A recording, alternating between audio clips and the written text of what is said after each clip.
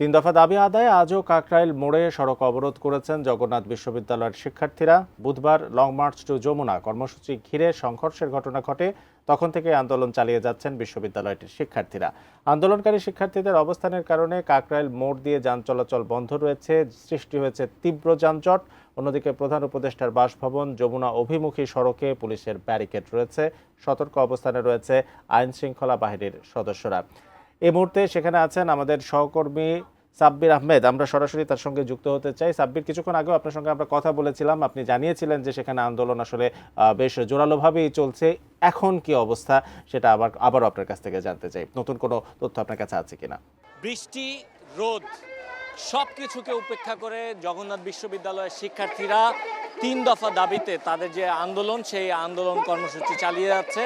এবং তাদের যেই আন্দোলন কর্মসূচি গতকাল শুরু হয়েছিল, সেই আন্দোলন কর্মসূচিতে শিক্ষার্থী থেকে শুরু করে শিক্ষক সবাই সেখানে অংশগ্রহণ করেছেন। এবং শিক্ষার্থীদের ওপরে শিক্ষার্থীরা যখন এই কাকরাইল মোড় এলাকায় যমুনার সামনে প্রধান উপদেষ্টার যে বাসভবন, এই বাসভবনের সামনে এসে অবস্থান নেন, তখন তারপর কিন্তু শিক্ষার্থীদের ওপর পুলিশ টিয়ার শেল নিক্ষেপ করে, তারপর পুলিশ লাঠিপেটা করে এবং গরম পানি নিক্ষেপ করে, এবং এতে কিন্তু অনেক শিক্ষার্থী এবং শিক্ষক আহত হয়েছেন। অ্যান্টিব্যাকটেরিয়াল অ্যাডিটিভ যুক্ত সেরা ওয়াটার ট্যাঙ্ক বিশুদ্ধ পানিতে ব্যাকটেরিয়া জন্মাতে দেয় না। তারপর কিন্তু তারা প্রতিবাদ মুখর হয়ে ওঠেন এবং তারা এখানে অবস্থান শুরু করেন, এবং গতকাল থেকে এখনো পর্যন্ত তাদের অবস্থান চলছে। এবং এই মুহূর্তে স্লোগানে তারা পুরো কাকরাইল যে মসজিদের সামনের যে এলাকাটি, এই এলাকাটি মুখরিত করে রেখেছেন। এবং এই এলাকায় গতকাল থেকে এখন পর্যন্ত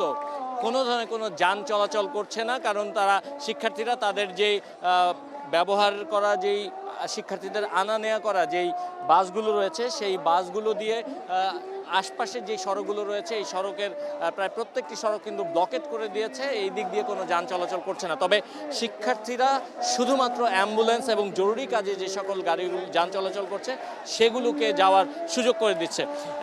একটু আমরা কথা বলতে চাই, এখানে জগন্নাথ বিশ্ববিদ্যালয়ের একজন ছাত্র উপদেষ্টা রয়েছেন, তার সঙ্গে আপনারা একটু বলবেন যে কতক্ষণ পর্যন্ত আপনারা আসলে এখানে অপেক্ষা করবেন। এবং আমরা দেখেছি যে আপনাদের অনেক শিক্ষার্থীরাও অসুস্থ হয়ে পড়ছে।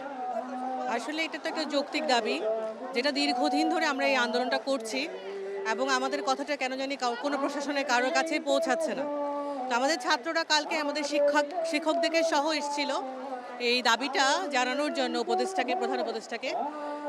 তাদেরকে মারা হয়েছে, যেটা আমরা প্রতিবাদ করছি, এবং আমরা এটার একটা সুষ্ঠু সমাধান চাই।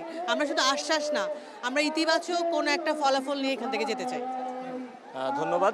শুনছিলেন, তারা আসলে ইতিবাচক এবং তাদের যেই যৌক্তিক দাবি, সেই দাবি আদায়ের বাস্তবায়ন আসলে দেখতে চান, এবং সে ধরনের একটি আশ্বাস নিয়ে অথবা সে ধরনের একটি সুনির্দিষ্ট দিক নির্দেশনা নিয়ে তারপর তারা এখান থেকে যেতে চান। এই ছিল আমার কাছে এই মুহূর্তে সবশেষ।